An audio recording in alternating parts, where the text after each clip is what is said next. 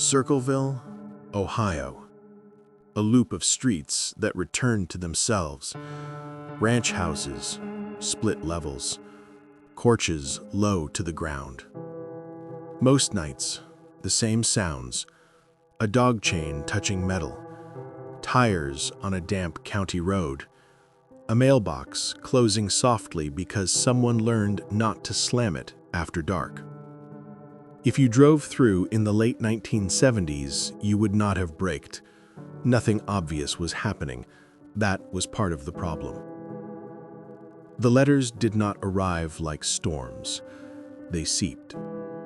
One, then two, then a week with none, then three on the same day. White envelopes, grocery store kind, addressed in block capitals that hid the human behind them. Sometimes typed messages, sometimes cut letters, sometimes a ribbon's faint ghost at the edge where a typewriter lifted too fast. Mary held the first one to the porch light, not for drama, just to read. The glue had lifted a little at the seal, not licked, pressed. Inside, a single sheet, folded twice, uppercase. A name she recognized and wished she didn't. It did not scream, it stated. She felt the difference. Accusation can be loud or precise. This was precise. She refolded the paper, lined the creases perfectly, slid it back, then turned out the light before going inside, as if darkness could slow ink. Years later, a deputy would say the pattern was the point.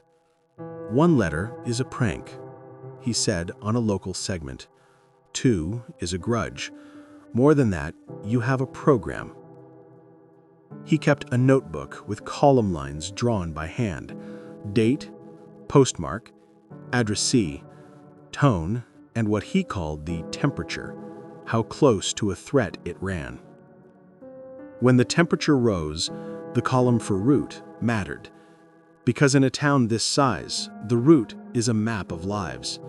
He traced them with a finger, not red yarn, just habit, the way people touch a scar and don't realize. Circleville said it was the mail itself that turned.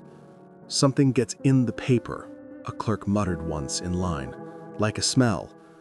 Teenagers dared each other to put a blank envelope in the blue box and see if it came back full. Adults smiled at that, quietly, then checked their own boxes twice.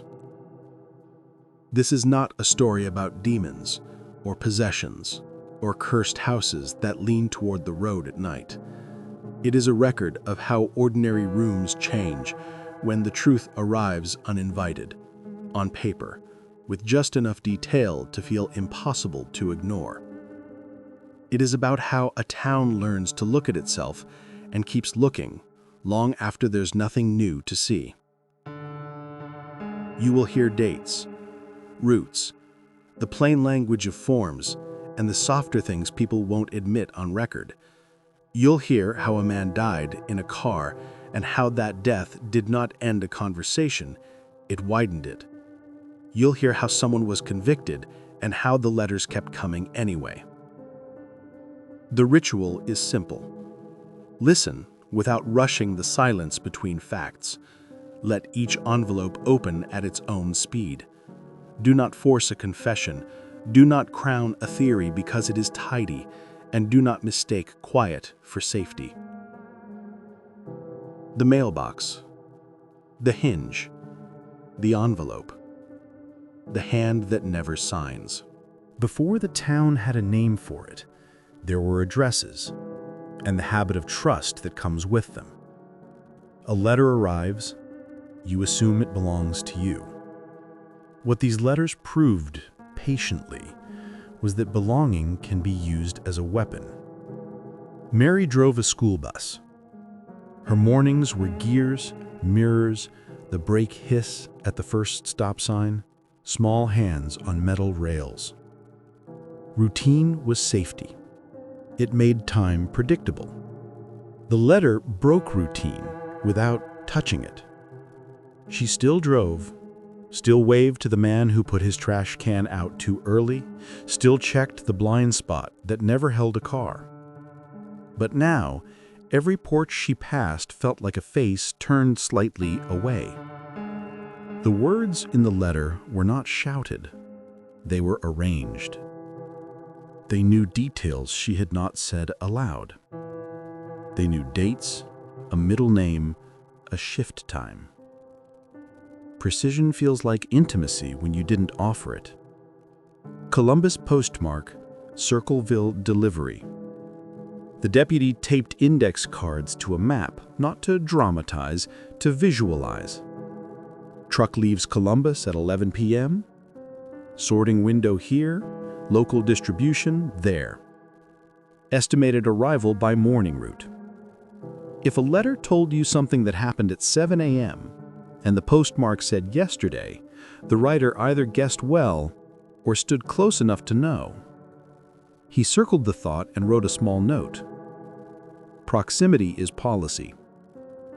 He underlined it twice. When later, a crude sign appeared on a roadside pole, block letters, same tone, he logged the pole's location, wind direction, height of the nails, the fact that the signboard wood was cut from a broken shipping crate, stapled with an office stapler that bit soft. Then Mary tugged the sign down, and there was a box wired to the post. He did not write trap in the notebook. He wrote gun. Words matter. People started speaking softly at the post office as if the letters could hear tone. Don't look at the clerk when you buy stamps, someone advised. It's polite. Neighbors checked their outgoing mail 2-3 times before lifting the blue lid. If a corner bent, they smoothed it, as if respect might influence the path. Fear makes rituals, rituals make time feel controlled. A TV anchor's voice from a grainy tape, officials say the writer may be someone known to the victims. The sheriff, coat open against a March wind, people keep asking why we can't catch a piece of paper. A forensic note from a file copy, ribbon impact, uneven, brand inconsistent with county machines. A clerk's quiet comment, never aired. Sometimes I'd swear a letter was lighter than paper. The goal here isn't to crown a culprit or to install folklore where evidence works. It's to walk the route as it was walked, to stand at the boxes when they were opened, to watch how one town metabolized fear without lifting a weapon, by simply tightening the everyday. Porch lights clicked on earlier. Mailboxes closed more gently. Windows that faced the street received new curtains bought at the same hardware aisle. The stakes were not theoretical. A man died in a car crash. A device was found by a school bus route. A conviction was secured, and still, envelopes traveled. When letters continue after a prison gate shuts, either you jailed the wrong person, or you arrested only part of an operation, or this is what a town sounds like when it talks to itself and refuses to use a name. Mary learned to fold each letter back on its original creases, as if returning it to the moment before it arrived would return her to the hour before it arrived. She kept them in a drawer, elastic bands, years written in pencil at the top corner, a simple taxonomy of pain. She read less over time, but she did not throw them away. Throwing away a threat doesn't cancel it, it just relocates it. Patterns sharpen. Columbus postmarks clump toward weekends. Hand-addressed envelopes cluster in summers. Typed ones surge after televised segments. He draws this in the notebook. 3 wavering lines. He adds small arrows when a letter references another letter, as if the writer were building cross streets only they could see. He returns to the roadside box and writes the measurement of the wire gauge, the angle of the brads, the serial range on a handgun that shouldn't have been there. He knows juries need nouns, not atmospheres. He writes nouns. Some said the town watched itself into a corner, that people started to match the letter's tone without meaning to. Voices flatter, sentences shorter, information traded like receipts. Folklore always grows where certainty thins.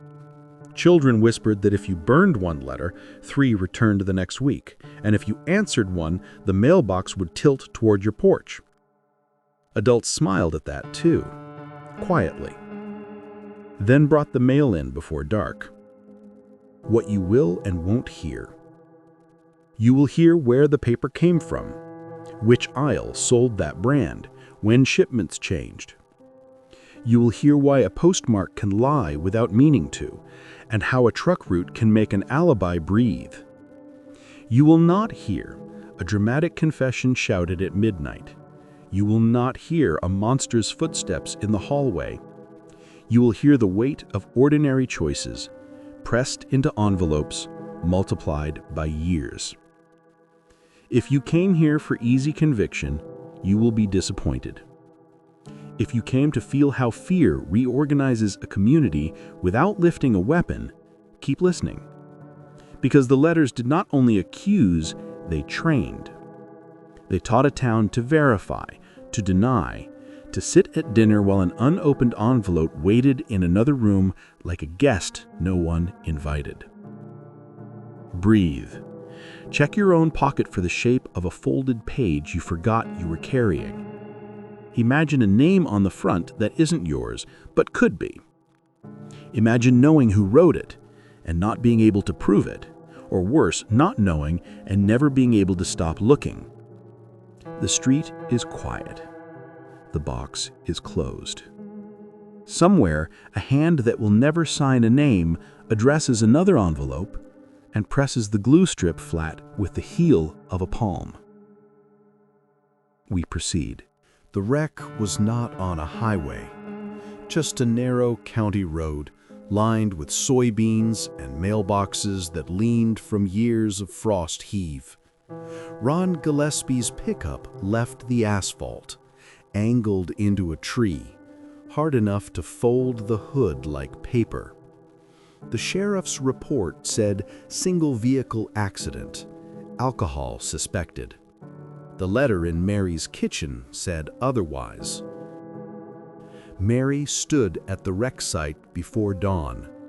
The glass caught the flashlight beam like dew. The truck door still closed, the keys still in. Under the seat, a revolver, loaded, 1 round short. She hadn't known he carried it. She thought about the envelope on the counter at home, the one that said, "Your husband will pay." She didn't tell anyone that part, not yet. Deputy Radcliffe marked the skid length, 86 feet. He noted no brake pattern, no correction arc. He found the gun, checked for prints, none clear. Later, he circled single round missing in his log and drew a question mark. He had handled suicides, but not like this. No residue, no angle that made sense. By noon, everyone knew. In a town of 9,000, news travels without a carrier. At the diner, someone said he'd been drinking. At the barber shop, someone said he'd been framed. And at the post office, someone whispered that letters can make people crash.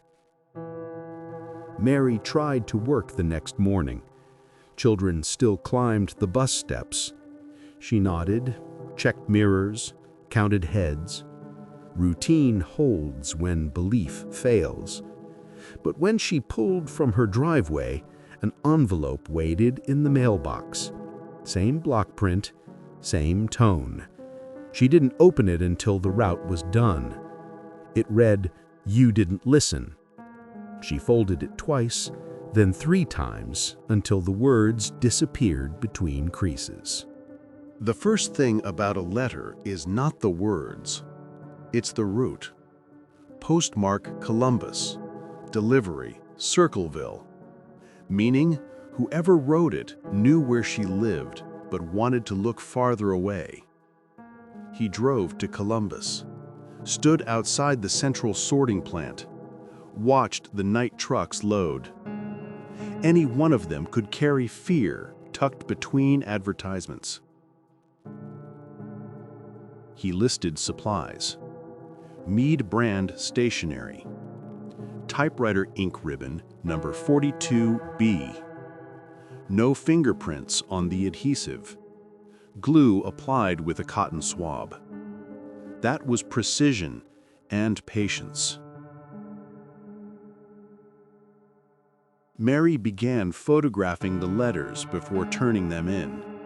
Polaroids, edges aligned, time-stamped. It gave her control, tiny but real. Each photo went into an envelope of its own. By summer, the drawer was full. She started labeling by tone: anger, warning, reminder. Some nights she dreamed of sorting them forever. The postmaster started locking his lobby after dusk. Kids said if you pressed your ear to the blue box, you could hear paper sliding inside, even when no one was there. Someone spray-painted "Watcher" on the water tower. Someone else painted over it. The next day, it reappeared, misspelled. From a 1978 Columbus Dispatch clip. Officials dismissed talk of a letter writer, calling it a series of unrelated hoaxes. Unrelated, but typed on the same ribbon. He tested letters at different hours, timed delivery. If the writer lived local, their letters should arrive faster. They did, meaning the distance was fake. The anonymity, a geographic costume. By '79, Circleville had grown tired of whispering. People started to answer back. Letters appeared in response to letters, handwritten, pleading, bargaining. Please stop. Tell me why. Sometimes the replies disappeared from the mailbox before pickup. Sometimes they came back, opened, with a new note inside. I read everything. Mary felt watched even in ordinary acts, buying bread, refueling. She began keeping receipts as alibis. Her daughter said she counted footsteps between the house and the bus each morning, the way others count prayers. They hired handwriting analyst from Cleveland. He compared angles, pressure, slant. He said the writer pressed hardest on the downstroke, controlled rage, and lifted early on endings, fear. He said the writer was deeply local.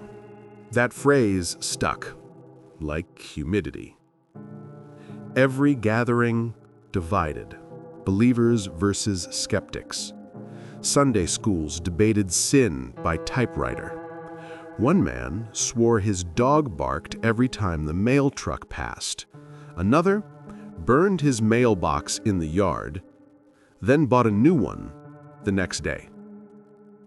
Documentary fragment. TV segment 1980.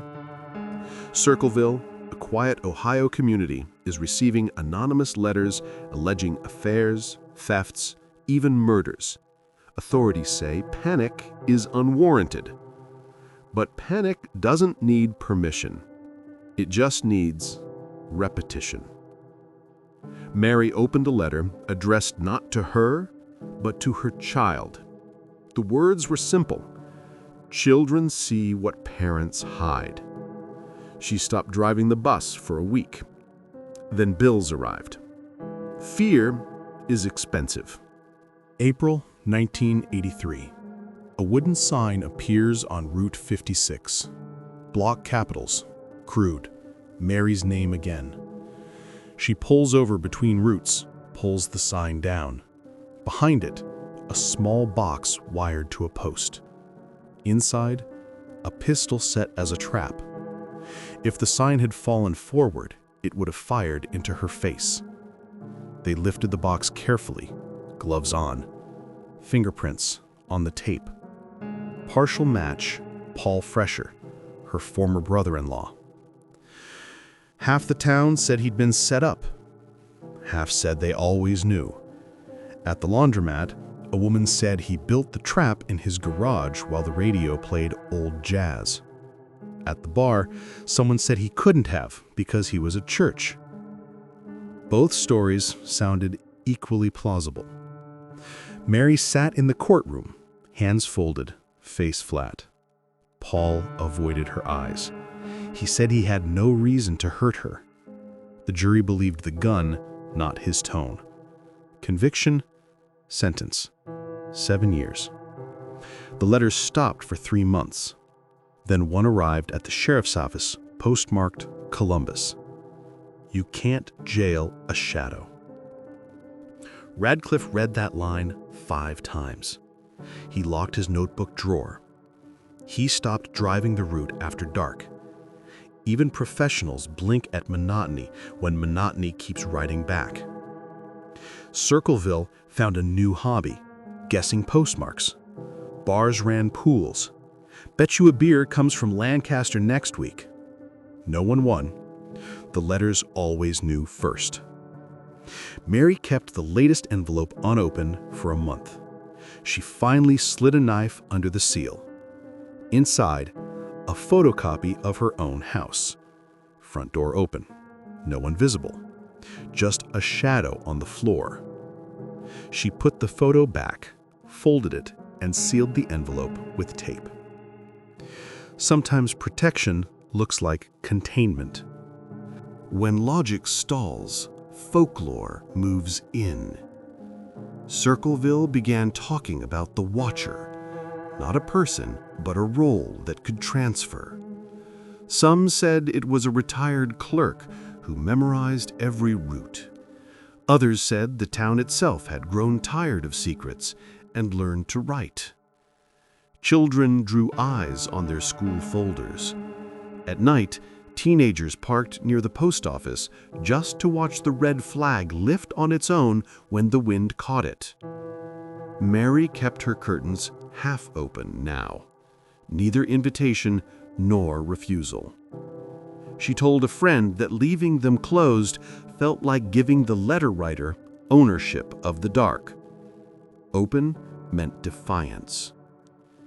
Each evening she read the newest note under the kitchen bulb, out loud, steady, as if rehearsal made it smaller. Her daughter covered her ears, but listened anyway. Radcliffe logged folklore like evidence. Rumor number 17, post office clerk, deceased 1974, still sorting mail. He smiled once while writing it, then stopped. Smiles felt disloyal. He sent samples to Quantico, ink, fiber, fingerprints in micropowder. The report came back bland. No latent matches. Science couldn't trace motive on carbon paper. Documentary fragment. Local radio, 1984. Residents here in Circleville continue receiving threatening letters despite the incarceration of Paul Freshour. The writer, whoever it is, warns that more secrets will surface.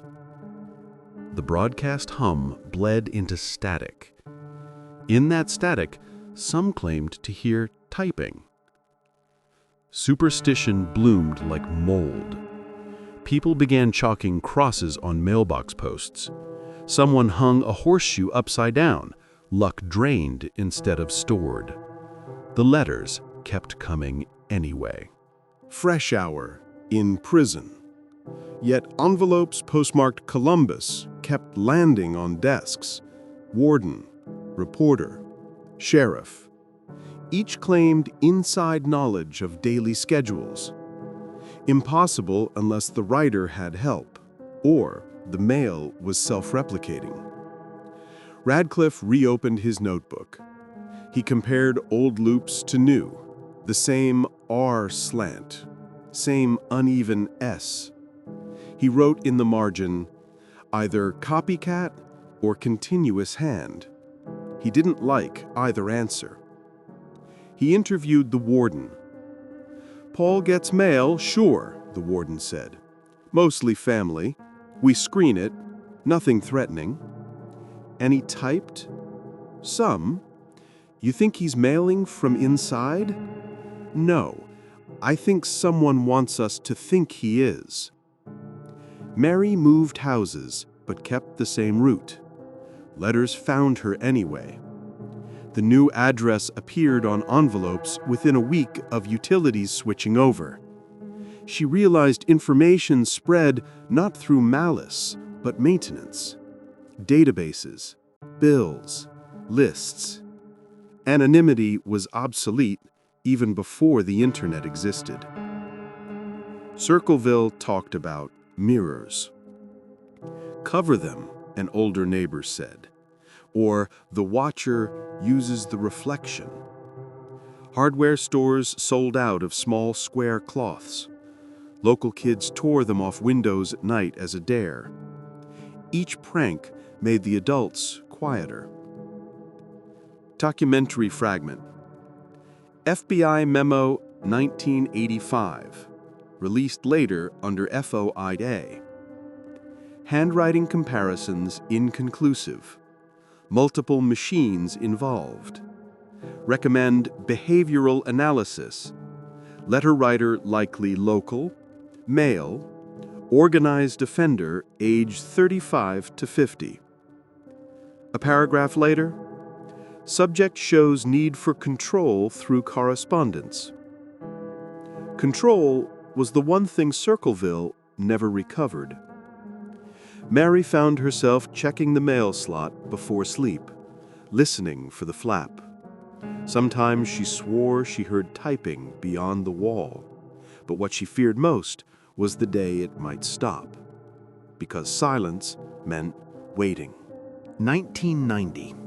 A Cleveland reporter reopens the case for television. He tracks down Paul Freshour, now paroled. The interview lasts 6 minutes. "Did you write them?" the reporter asks. "No." "Then who did?" The same people asking. Broadcast ends there. The station receives a fax that night. "Stop digging or learn what we know about you." The number trace fails.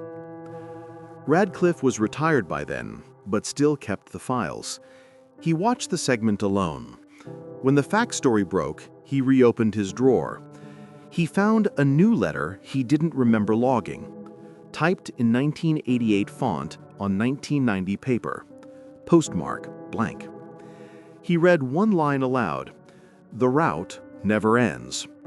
He folded it back, slowly. Mary met the reporter a year later. She was older, voice steady. She showed him the drawer. Hundreds of letters, sorted by decade. Elastic bands faded brown with age. Some I recognize, some I think I wrote. He asked if she ever answered any. "Once," she said. "It didn't change anything. It just proved someone was there to read." By now, folklore and fact were married. People said Circleville was built on a postman's grave. Others said the letters were testing us. Each person had to prove they could keep a secret. When none could, the letters stopped teaching and started punishing. The reporter discovered the gun evidence box mislabeled in storage. Inside, old tape, wire, photographs. The serial number on the pistol did not match the trial report. Paper error or planting? Either way, trust broke again. He filed the story. It never aired. His editor received a letter the next day. Accuracy is expensive. Mary stopped speaking to press after that. She told a neighbor she was tired of being content for other people's curiosity. She burned the duplicates, but kept the rest. Paper burns quickly. Memory does not. Paul Freshour died in 2012. Obituary ran 3 sentences. 2 days later, another letter surfaced. Same typeface, same phrasing, new date. Postmark, Columbus. You believed the wrong ending. Radcliffe was gone too. His son found the notebook in an attic trunk.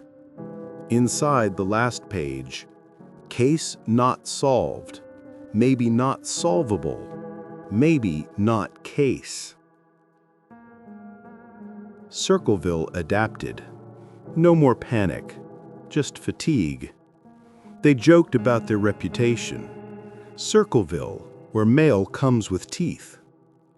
The city chamber used it once in a Halloween fundraiser. Half the town laughed, half stayed home. Mary aged quietly. When neighbors asked if she still got letters, she said no. But the postmark on her trash day receipts showed otherwise. She kept walking to the box, same time every afternoon, same measured breath. Sometimes habit is the only therapy. Documentary fragment. Regional paper, 2014. The Watcher of Circleville remains one of Ohio's longest-running anonymous letter cases. Authorities confirm no new leads. The article ran beside a real estate ad for Mary's old house. The photo showed a mailbox freshly painted white. Buyers said the color peeled in 1 week, revealing black letters beneath the paint, Circle V. After that, residents stopped repainting. Better to leave things visible than find them again by accident. Mary wrote one final note to herself. Not a confession, a reminder. Letters end when we stop reading them. She taped it inside her drawer. When she died, no one found any envelopes, only that sheet. The town moved on, mostly. New subdivisions, new school district, but the same postal routes drawn decades earlier. Mary's name faded from conversation, then returned each October when reporters needed an anniversary. She lived quietly, mail still came, always typed. She told her daughter not to answer if anyone asked about the letters. Curiosity is a contagion, she said. Evenings grew predictable again. Television hum, porch light, kettle whistle. But silence does not erase muscle memory. Every thud at the mailbox still turned her head. Radcliffe's successor found the archives brittle with dust. Boxes labeled Evidence, Circleville Letters. Inside, envelopes, photos, fingerprints that had faded like chalk. He wrote a summary for closure paperwork, then added a line off-record. Case remains self-propelling. People claimed letters never stopped. They just changed tone. Warnings became advice. Don't trust shortcuts. Check your lock. Tell the truth before it's told for you. They read like public service announcements authored by a ghost committee. Folklore called them courtesy notes. Documentary fragment. County newspaper, 1999. Police believe recent letters to be prank imitations. A week later, a local official found one taped to his car window reading simply, "You should believe more things." 2002. A regional TV station airs a retrospective. Old footage, Mary driving her bus, the wrecked truck, the sheriff talking into wind. As credits roll, a fax arrives. Single sentence. You forgot the beginning. No traceable header. Technicians check logs. No incoming number. Signal came from inside the county. For a month, residents avoided the broadcast building after dark. Janitor said he heard typing from the archival room with the machines unplugged. Reporters joked about it on air. Nervous jokes always sell. Mary watched that broadcast too. She sat through the commercials because she hated silence more. When the facts story broke later, she didn't react. She simply went to the drawer, found one old letter that began the same way, "You forgot the beginning," and placed it on top of the stack. History had looped back to check its handwriting. Documentary fragment. Interview excerpt with retired FBI linguist. These letters read like a conversation between generations of writers who never met. Circleville residents started calling that year the reopening, not of the case, of their memories. Stories resurfaced. Teenagers Googled Circleville Watcher and found grainy photos of their grandparents in the background. The past had a search bar now. Mary was in her late 60s. The bus routes belonged to someone else. Still, she walked to the mailbox each day. She once told a neighbor, "If it comes and I don't look, it wins." One afternoon, she found an envelope with a mirror fragment inside. Just a shard, taped to a note that read, "See who watches now." She kept it, not as threat, as proof that the conversation was still alive. A younger detective visited her that year to film a documentary segment. He asked if she believed the writer still lived. She paused. "Letters don't die," she said. "Only hands do." He wrote that line on camera. Later, the producer cut it for length. Local legends shifted again. Now they said the letters weren't messages, but tests, Circleville's annual audit of its own conscience. Each generation would receive one until the town learned to stop lying in print. No one could say what that meant, but everyone understood. From the documentary, The Voice in Block Letters, Mary Gillespie declined further interview after this scene. She sent us a letter instead, unsigned.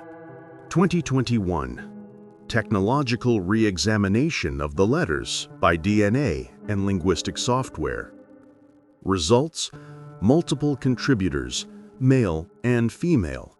None match known suspects. The press calls it closure. Locals call it another beginning. Mary had been gone for years by then. Her daughter kept the drawer sealed until an archive requested it. When they opened it, the elastic bands crumbled. The papers smelled of ink and basement dust, and something sweet, like fading perfume. Archivists handled each page with gloves and cataloged threats by subject matter. Domestic, political, personal, apocalyptic. The categories blurred. Circleville built a small museum corner inside its library. Glass case of letters under low light. Protography prohibited. Visitors say the glass sometimes fogged from the inside. A clerk keeps a tissue ready and wipes it away without comment. Documentary fragment.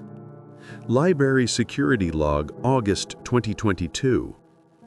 Unidentified individual left envelope on display case. Contents: blank sheet of paper. Postmark: Columbus. No fingerprints, just humidity. Case closed again. For now. If the letters ever stop, no one will announce it. Because in Circleville, every empty mailbox is only a pause. By the 2020s, The files had migrated, microfilm to disk, disk to cloud. Digital preservation removed the smell of paper, but not the weight of it. Every scan still looked faintly human. Creases, oil smudges, thumb shadows. Ratcliffe's notes survived too, folded into PDFs, misnamed Misc Coresp. A researcher at Ohio State opened them one night, scrolling quietly. Each page ended with the same line, "Still watching." He didn't realize until later that the phrase wasn't typed. It was added by hand, faint graphite, decades after the originals. Circleville no longer argued whether the writer lived or died. They spoke of the letters as weather, inevitable, seasonal, sometimes heavy. Each October, the library hosted readings from the anonymous archive. Actors performed excerpts under dim light. Audiences laughed nervously at the mundane ones, parking complaints, grocery gossip, and went silent at the darker lines. If I stop, someone else begins. A podcast producer visited to record an episode. He stayed one night in a rental house near Mary's old route. At dawn, he found a single envelope wedged in the doorframe, typed in the familiar block, "We prefer radio." He didn't record again. Mary's daughter declined interviews, but neighbors said she still sorted mail at the kitchen table, habit or inheritance. When she moved away, the mailbox stayed. New owners left it standing, dented, unpainted. During storms, it rattled, though empty. People said it sounded like paper breathing. Documentary fragment. Excerpt from local oral history project.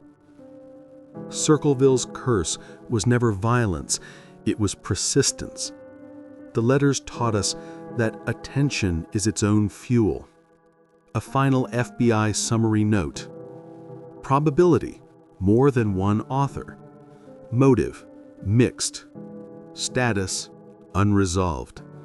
No signature beneath it. Someone, somewhere, had decided even the closing statement should stay anonymous.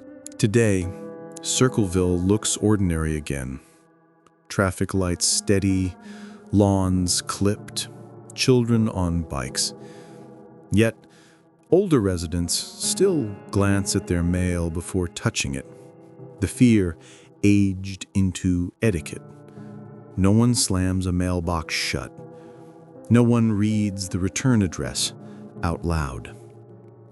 A postal worker once claimed to see a shadow step away from a box at dawn. Camera footage showed nothing but fog, moving like breath. Another resident said she dreamed of envelopes floating down Main Street like leaves. They say dreams don't count as evidence, but folklore doesn't care about admissibility. In 2023, the archive digitization team discovered one unnumbered envelope sealed in a case file. It was newer, inkjet print, not typewriter. Inside, a single sheet, blank except for a footer that read Circleville, still. The file's metadata showed the upload occurred before the team opened the folder. The system flagged it as user error. They let the error stand. People visiting the library sometimes swear they smell glue, old-fashioned envelope glue, sweet and chemical. The curator says it's the paper aging. No one argues. They just step back from the glass. Mary's house stands quiet. Porch light replaced twice since she passed. Mailbox still there. Paint stripped to metal. Inside, nothing but dust, and once, a folded grocery receipt from another era. No note, no ink, just the shape of what letters used to be. The road leaves town the same way it enters, flat, patient, unremarkable. At night, when headlights trace the old mail route, the signs glint faintly. Some nails still embedded in poles, silver when the beam hits just right. Those who know the story keep driving without slowing down. Those who don't feel only the quiet, the small, almost inaudible sound of a hinge settling after decades of opening and closing. If you ever find an envelope with no return address and your name spelled perfectly, remember, Circleville isn't a place anymore. It's a practice.